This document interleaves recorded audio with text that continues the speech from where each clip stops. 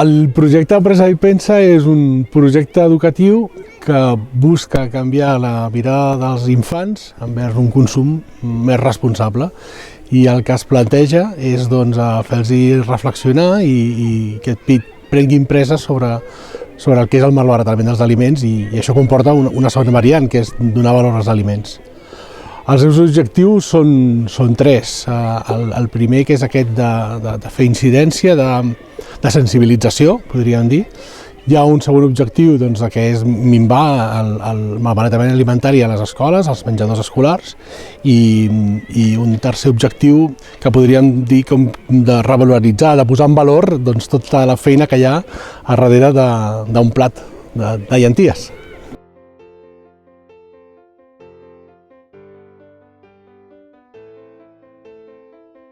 Els passos bàsicament són 6, els podríem resumir en 2, que és passar i pensar, no? Però el que fem és veure separem els aliments que no hem arribat a consumir els infants, aquell tros de pa que no s'ha menjat, aquella mica de sopa que no s'ha acabat de menjar, i els separem en base a uns criteris que ens ajuden després a passar-los, a enregistrar-los de manera sistemàtica, una cosa que quan som adults ens costa moltíssim, no?, a les nostres feines.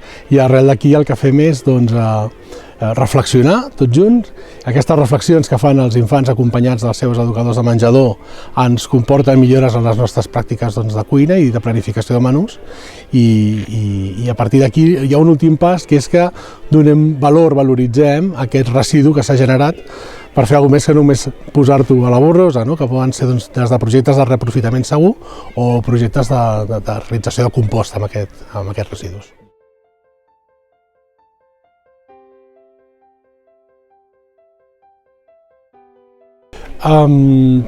És un projecte que nosaltres s'ha dedicat té 10 anys, però tot i que el projecte no va començar el 12, sinó que va començar 2 anys abans, no? Jo m'agradaria entendre-ho així, que és quan nosaltres comencem a prendre veritable consciència del que suposa el malbaratament dels aliments. Nosaltres no sabíem ni que allò es deia malbaratar aliments, sinó que veiem que hi havia coses que anaven a la brossa i que no ens agradava, que és el que passava.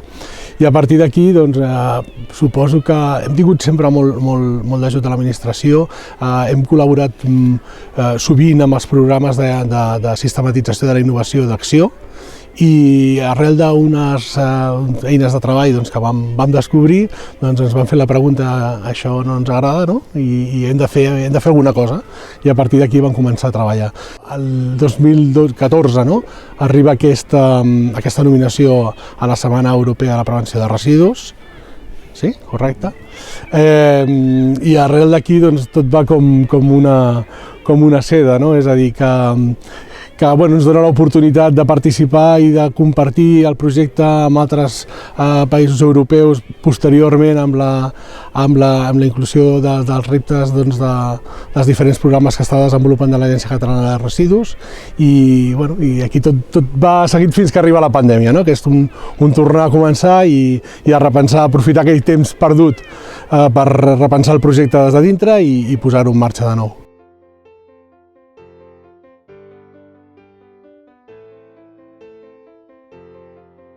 Es pot arribar a expandir. Jo crec que és un tema del moment, és a dir, nosaltres no hem tingut mai l'objectiu que això sigui per totes les escoles del món mundial. Vam tenir una idea, la vam posar sobre de la taula i l'hem compartit obertament amb qualsevol que ho hagués volgut. Ara, les circumstàncies han canviat, és a dir, ens trobem al desenvolupament d'una llei de la prevenció del malbaratament, amb unes directives que s'estan començant a impulsar i amb un escenari on tots els que som productors d'aquest tipus de residus haurem de prendre mesures i haurem de fer alguna cosa per millorar, i ens posiciona en un sentit de dir: aquí estem nosaltres, qualsevol que calgui de nosaltres, aquí ens teniu com sempre i us podrem donar un cop de mà. Actualment estan treballant amb una quarantena d'escoles, que són escoles que estan sobretot sota la nostra influència. El que sí trobem és molta gent que va i ve, és a dir, doncs les empreses que gestionen cases de colònies, com Estels, doncs que ho van incorporar amb els seus projectes educatius, com associacions excursionistes, com escoles, fins i tot empreses d'altres competidors. No? Sí que ens sorprèn, no sé per què, però des de finals de l'any passat fins ara, doncs és estrany, no? La setmana que no trobem sol·licituds de col·laboració d'alguna escola, d'alguna associació de pares i mares, o fins i tot d'algunes altres empreses com competidors de Campus Estela que puguin necessitar incorporar-ho amb el seu dia a dia.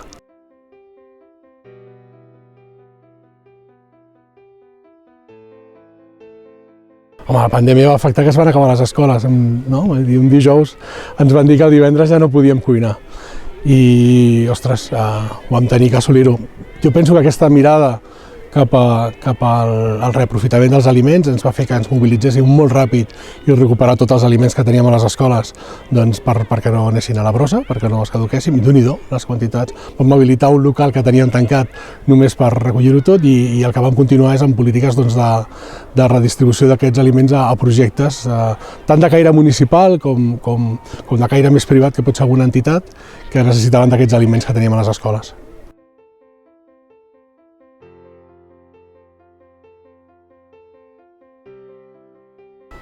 El paper que té l'empresa crec que és mínim. De fet, és un projecte que surt d'uns quants professionals que treballem en una empresa, no? I que ho posem a disposició, que ens arronem a la nostra empresa perquè sigui la primera en fer capdavantera.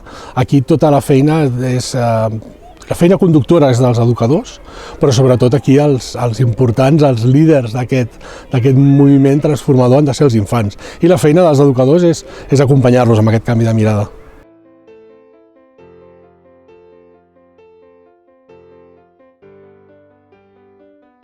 Es posa en comú, es comparteix amb els alumnes, amb els infants que estan amb el menjador, amb els seus educadors, i ho comparteixen amb els equips de cuina.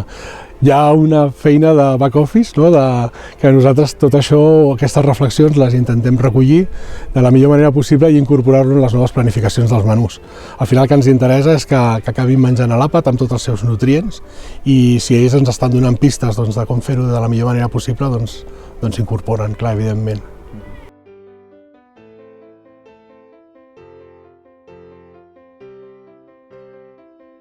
Sí, ha passat i passa des del principi, i és per això que estem preparant una nova versió del web on s'introdueixen les dades i on portem tota la sistemàtica de treball que posarem en marxa pel curs que ve, però que presentarem amb el darrer trimestre d'aquest curs, on les famílies ja poden participar dintre, i fins i tot aquest web aquests mesos de pandèmia ens han servit per treballar amb el back office, com us deia, no?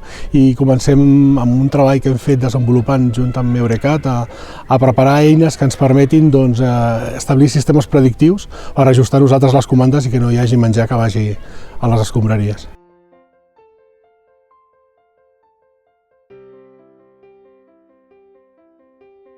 Mira, a mi em fa gràcia perquè a vegades a casa, quan veuen que sortim en un vídeo a l'agència de residus i que diu que hi ha uns senyors d'Itàlia que han agafat el projecte i l'han fet seus, diuen, ostres, però si l'hem liat massa grossa o què? Nosaltres no teníem aquesta intenció, no? Aquest cap de setmana, preparant l'entrevista, veia un competidor nostre. Nosaltres amb el nostre sector, amb els competidors, tenim molt bones relacions. I veia un competidor que feia servir tot el criteri de malbaratament dels aliments, dient, ostres, sí que l'hem fotut grossa, no? És una cosa d'aquelles que nosaltres vam fer, no sabien ni el que volia dir malbaratament, no? I hem sigut un dels molts projectes que hi ha al país, no? Que han ajudat a donar aquest canvi de mirada, perquè veiem no només els infants, sinó que ve des de fora. El que sí ens ha permès, com a organització, com a empresa, és créixer. I no només a nivell de consciència amb el baratament, sinó en tot el més. Estar-hi dintre de l'Eco-Waste for Food ens ha permès sortir fora, ens ha permès que ens visitessin, ens ha permès conèixer pràctiques i conèixer com funcionen altres països i altres llocs, i que altres països i altres llocs vinguessin a escoles on estem nosaltres desenvolupant, i això ha estat veritablement enriquidor, no? És quelcom d'allò que fa que les organitzacions siguin millors.